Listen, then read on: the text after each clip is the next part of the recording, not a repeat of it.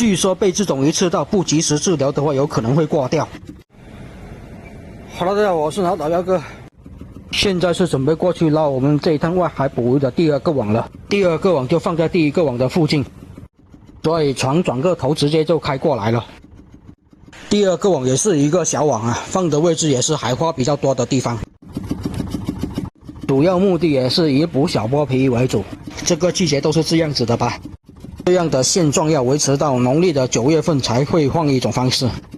到时候就准备大网放多一些了。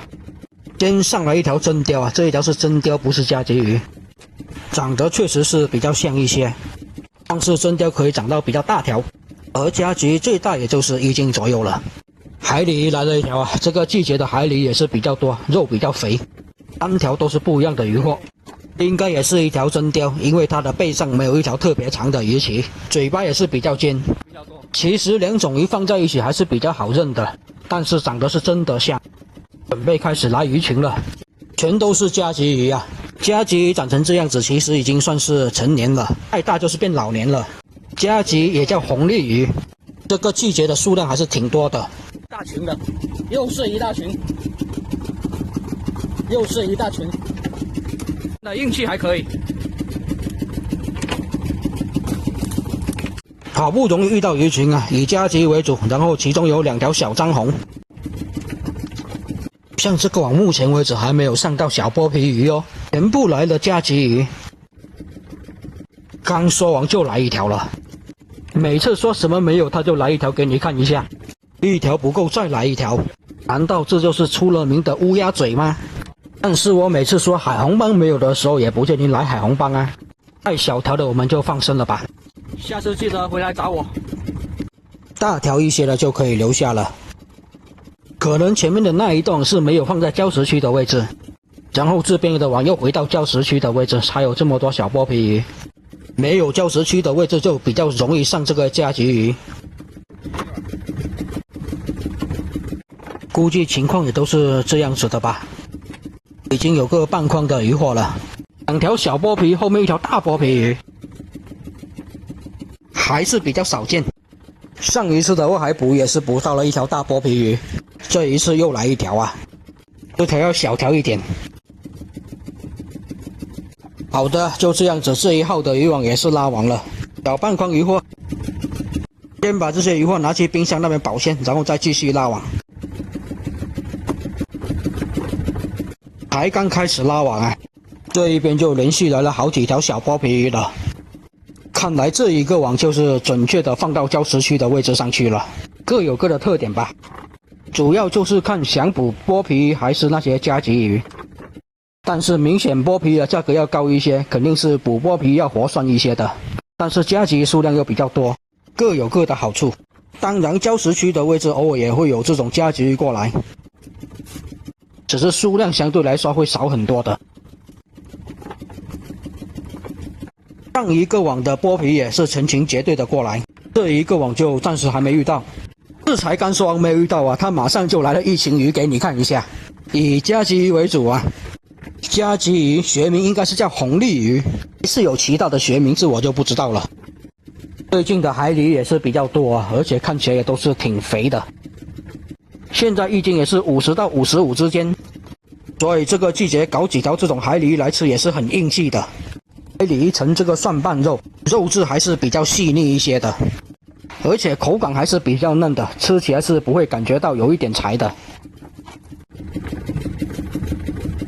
夹鲫鱼啊，我们本地叫它盘仔鱼，肉质也是挺不错。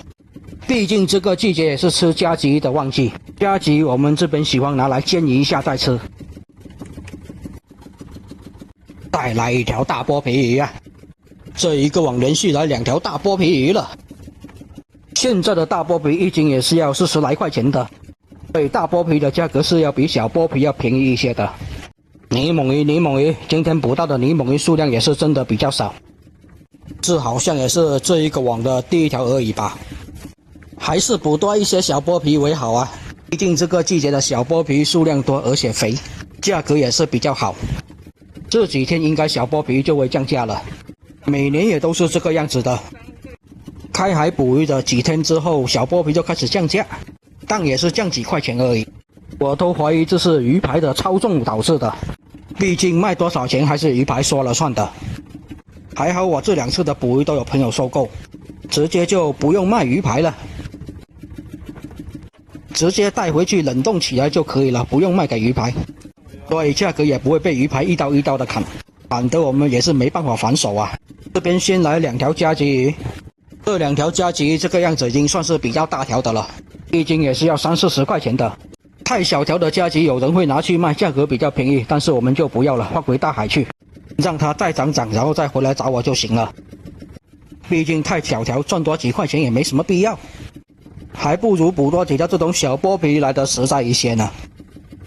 旁边也是有一堆鱼是被这个八爪鱼给咬烂掉了，看这么一堆，满满的一堆啊，证明现在海里面的八爪鱼还是比较多的。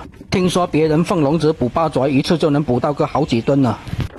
就是放那种笼子专门用来捕八爪鱼的，一个笼子就有好几个大个的，连我们放偶尔都能捕到几个八爪鱼呢，更何况是那种，人家那种可是专业捕八爪鱼的呢。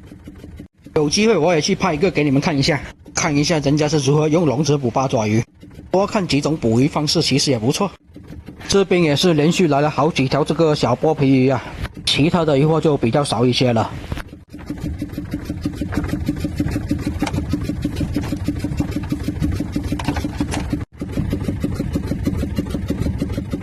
这个季节搞几条小剥皮煮面条也是挺不错的。等一下那些被八爪鱼咬烂掉了，就拿几条过来煮面条。只要把那些被咬掉的肉给切掉就行了，其他的都没问题的。只是品相比较丑，卖就不能卖了，自己吃还是可以的。可以有。那样子拿去卖也是没人要的啊，留着自己吃，其实味道也是挺不错。毕竟也是这种应季的海鱼啊。剥皮也一直是挺好吃的，没有什么硬刺，也没有小刺，而且2片肉也是比较厚，适合小朋友跟老人吃。而且它的皮也是比较容易剥，不会比那些有鱼鳞的鱼难处理。等于说它那一层硬皮就算是它的鱼鳞了。只要给它的肚子剪开一个口子，它的皮一撕就撕掉了，还是比较容易撕的。大家有需要的话也可以帮你们撕掉，要2下手脚就行，又不会太麻烦。不过好像这一号的渔网渔获感觉比较少的哦，好像就上了几条小剥皮而已，除了小剥皮也没有其他渔获了。而且这一号的渔网也是接近尾声了，先看一下这号的渔网收获怎么样吧，应该就小剥皮多一些而已。确实是小剥皮比较多，其他渔获比较少，数量也是比较少。哇，这里来了一条毒鱼，据说被这种鱼吃到，不及时治疗的话有可能会挂掉。但是这种鱼的毒煮熟了就没有了，肉质吃起来是比较好吃的，拿去煮汤也是味道特别鲜甜。好像也是很久没有捕到这种毒鱼了，这种鱼也是虎鱼的一种啊，我们这边叫做它毒虎鱼。捕到的话也是经常拿这种鱼去煮汤，味道也是挺不错的。好像这种鱼就适合煮汤而已啊，没有其他的做法了吧。这一号网也是差不多就要拉完了，现在就准备开始拉下一个号的渔网了。好了，这个视频先分享到这里吧，下一号的渔网下期再分享给大家看。